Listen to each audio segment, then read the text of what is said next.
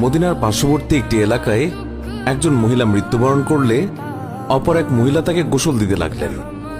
যে মহিলা গোসল দিচ্ছিল তার হাত যখন মৃত মহিলার উরুতে পৌঁছালো, তখন সে আশেপাশে বসা 2-4 মহিলাকে বলে উঠল, হে আমার বোনেরা, তোমরা কি জানো এই যে আজ মহিলা আজ মৃত্যুবরণ করেছে, তার তো অমুক পুরুষের সাথে অবৈধ সম্পর্ক ছিল।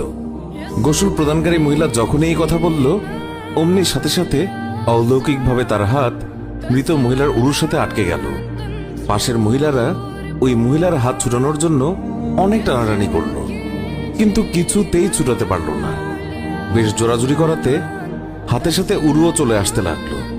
এইভাবে অনেক সময় অতিবাহিত হতে লাগলো। মৃত মহিলার আত্মীয় স্বজনেরা বলতে লাগলো, বিবি, এই যে দ্রুত গোসল শেষ করুন, সন্ধ্যা হয়ে আসছে, জানাজা শেষে আমাদেরকে দাফন করতে হবে। মহিলাটি বলল, আমি তো তোমাদের মৃত মহিলাকে ছাড়তে চাই, কিন্তু সে আমাকে ছাড়তে চায় না। এইভাবে রাত হয়ে গেল আর তার হাতও উরুর সাথে আটকেই রইল। ভোর হলো, কিন্তু ওইভাবেই রইল। তখন সমস্যার জটিলতা দেখে মহিলার পরিবারের সদস্যগণ উলামায়ে কেরামের কাছে গেলেন এবং একজন আলেমকে বললেন, মৌলভী সাহেব, একজন মহিলা অন্যজনকে গোসল দিচ্ছিলেন, তখন তার হাত মৃত মহিলার উরুর সাথে আটকে গেছে, এখন কি করা যায়? তিনি ফতোয়া দিলেন, ছুরি দিয়ে জ্যান্ত মহিলার হাত কেটে দাও। তখন গোসল প্রদানকারী মহিলার আত্মীয়রা বলল, আমরা আমাদের মহিলাকে ত্রুটিযুক্ত বানাতে চাই না, আমরা তার হাত কাটতে দেব না। সবাই অন্য মৌলভীর কাছে গেলেন, তাকে সবকিছু বললে তিনি বললেন, ছুরি দিয়ে মৃত মহিলার গোশত আলাদা করে দাও। তখন মৃত মহিলার আত্মীয়রা বলল, আমরা আমাদের মৃতকে খারাপ বানাতে চাই না। এইভাবে 3 দিন 3 রাত অতিবাহিত হয়ে গেল। প্রচন্ড গরম ছিল, সূর্যের তাপ ভয়াবহ রূপ ধারণ করল, ফলে দুর্গন্ধ ছড়াতে লাগল। আশেপাশের অনেক এলাকায় খবর ছড়িয়ে পড়ল। সবাই ভাবল, এখানে তো সমাধান হচ্ছে না, চলো মদিনায় যাই। সেখানে তখন ইমাম মালিক রহমাতুল্লাহ আলাই প্রধান কাজীর মর্যাদায় ছিলেন। লোকেরা মালিক রহমাতুল্লাহ আলাইয়ের দরবারে পৌঁছে বলল, হযরত, একজন মহিলা অপর একজন মৃত মহিলাকে গোসল দিচ্ছিলেন, তখন তার হাত মৃত মহিলার উরুর সাথে আটকে গেছে, ছাড়ানোই যাচ্ছে না। 3 দিন হয়ে গেছে, এখন কি ফতোয়া? ইমাম মালিক রহমাতুল্লাহ আলাই বললেন, আমাকে সেখানে নিয়ে চলো। সেখানে গেলেন এবং চাদর দিয়ে আড়াল দেয়া হলো। তারপর পর্দার ওপাশ থেকে দাঁড়িয়ে গোসল প্রদানকারী মহিলাকে তিনি বললেন, বিবি, যখন তোমার হাত আটকে যায় তখন তুমি কিছু বলনি তো? মহিলা বলল, আমি শুধু এইটুকুই বলেছি, এই যে মহিলা মৃত্যুবরণ করেছে তার তো অমুক পুরুষের সাথে অবৈধ সম্পর্ক ছিল।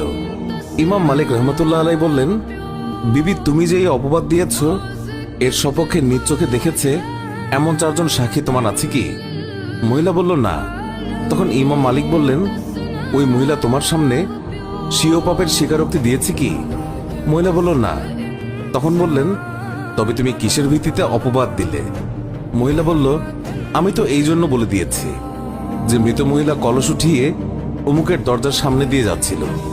এই কথা শুনেই ইমাম মালিক রহমতুল্লাহ আলাই সেখানে দাঁড়িয়ে পুরো কোরআন শরীফের প্রতি দৃষ্টি দিলেন এবং বললেন, কোরআন শরীফের মধ্যে এসেছে, যারা সতী সাধ্যের প্রতি অপবাদ আরোপ করে অতঃপর সপক্ষে 4 জন পুরুষ সাক্ষী উপস্থিত করে না, তাদেরকে 80টি বেত্রাঘাত করো। সূরা নূর আয়াত 4। যেহেতু তুমি কোনো প্রমাণ ছাড়া একজন মৃত মহিলার উপর অপবাদ আরোপ করেছ, আমি প্রধান কাজী হিসেবে নির্দেশ দিচ্ছি, জল্লাদ, তাকে বেত্রাঘাত করতে শুরু করো।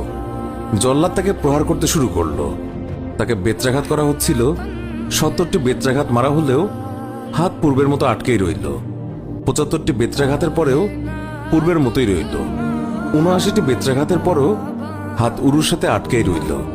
অতঃপর যখন 80টি বেত্রাঘাত সম্পন্ন হলো, অমনি হাত উরু থেকে এমনিতেই পৃথক হয়ে গেল। আল্লাহ আমাদের সবাইকে হেফাজত করুন, অন্যের গীবত গাওয়া থেকে মুক্ত করুন, আমিন। আল্লাহু আকবার। আল্লাহ পাক আমাদের সবাইকে হেদায়েত দান করুন, আমিন। তো বন্ধুরা, এই ছিল আমাদের আজকের ভিডিও। আশা করছি আপনাদের সবার এই ভিডিওটি ভালো লেগেছে।